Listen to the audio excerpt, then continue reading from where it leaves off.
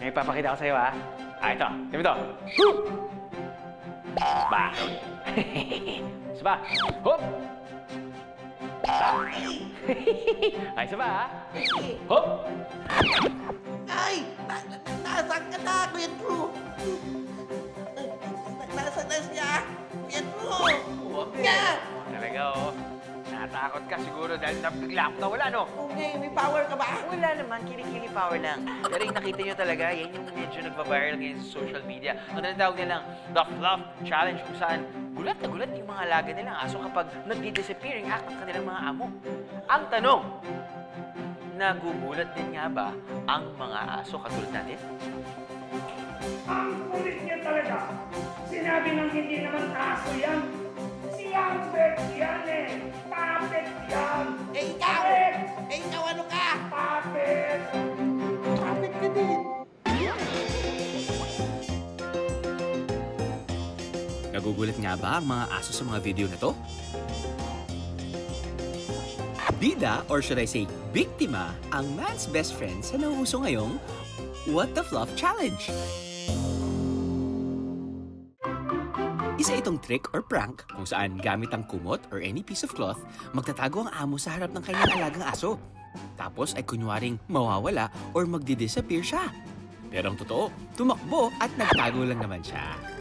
At ang nakakatuwa, ang reaksyon ng mga aso. Oh, nasaan na? Oh.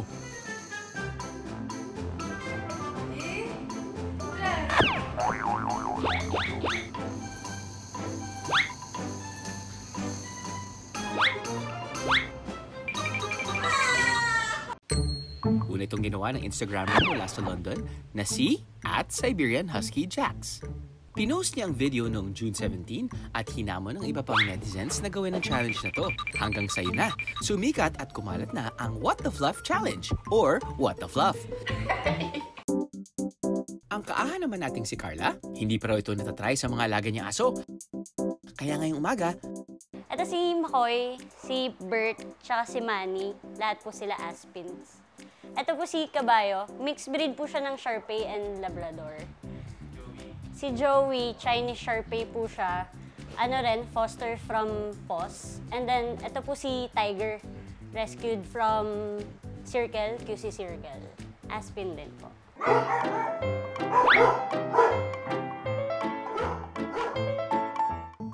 isa na nga ang kapuso hunk na si Jack Roberto sa sumubok sa challenge na to. At ang kanyang biktima, ang mga alagang aso niya na si Jamie, Angel at Danny.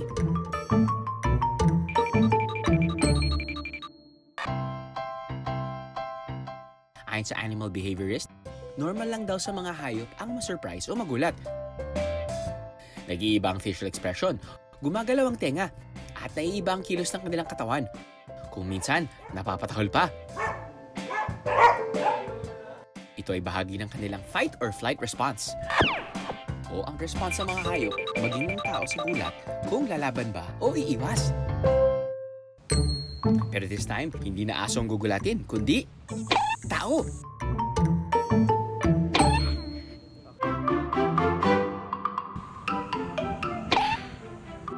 Hello mga kaaha! Ako po si Lian Bautista. Ang task ko po today ay gugulatin natin ang mga kaaha. Una, gugulatin ko lang po sila. Experiment lang po ito ha. Peace po tayo! Hello mga kaaha! Ako po si Lian Bautista. Ang task ko po today ay gugulatin natin ang mga kaaha.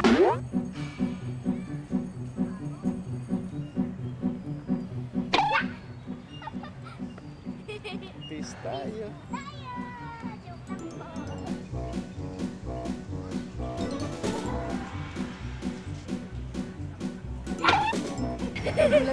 Joke lang po. Tayo.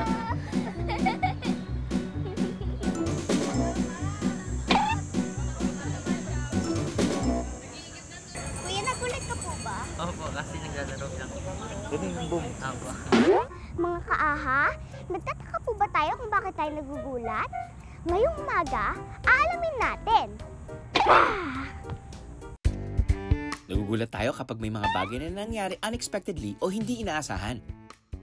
Kapag nagkakamali raw tayo ng akala sa isang sitwasyon, sinasabihan tayo ng ating utak na, "Huy, mali ka!"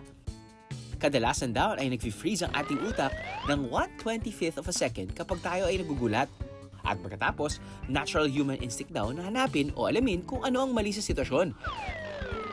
Kaya kung minsan, fear o takot ang initial reaction natin.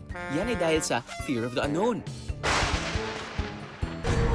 Ayon sa isang research mula sa Delaware University sa USA, kapag hindi natin alam kung ano ang isang bagay, automatic na sa ating utak na asahan kung ano ang negatibong pwedeng maidulot ito sa atin.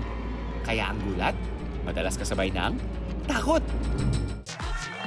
Pero kung minsan naman, positive rin naman ang response natin sa pagkagulat, kaya nakakahappy ito. Mga kaha, from the words on the screen, mapipili nyo na kaya ang positive surprises? Alam nyo bang na-activate ang pleasure centers ng ating utak kapag nabibigyan tayo ng mga positive surprise? Dahil dito, nare-release ang brain chemical na dopamine na nagtitrigger sa happiness. Ngayon, dadaanin natin sa isang nakakatuwang hand-trick experiment para mas maunawaan pa natin ang gulat.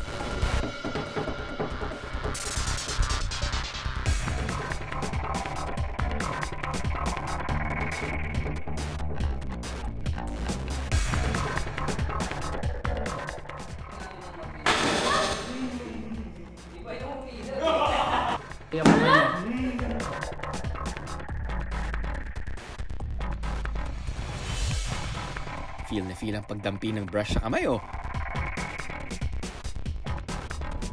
Sige pa nga, konti pa. At biglang... Sa una, aware pa sila na peking kamay ang isa dahil ito ang sinasabi ng kanilang mga mata.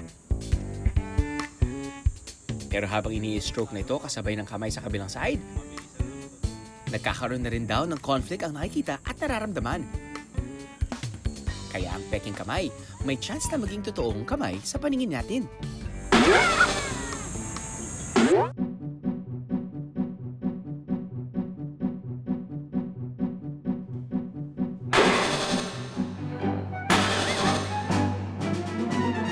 Kasi akala ko po ako yung papalo.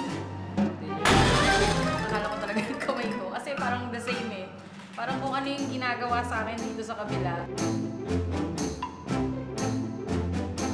Parang ginagaya lang din sa kabila.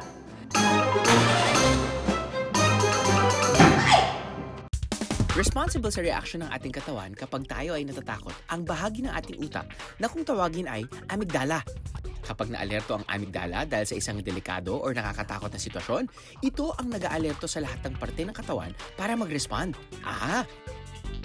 Pero meron din namang mga taong dead malang sa trick na to.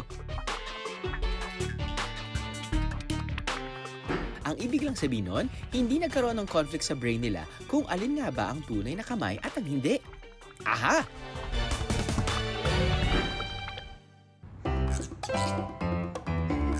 Nagulat po ba kayo? Ako po kasi oo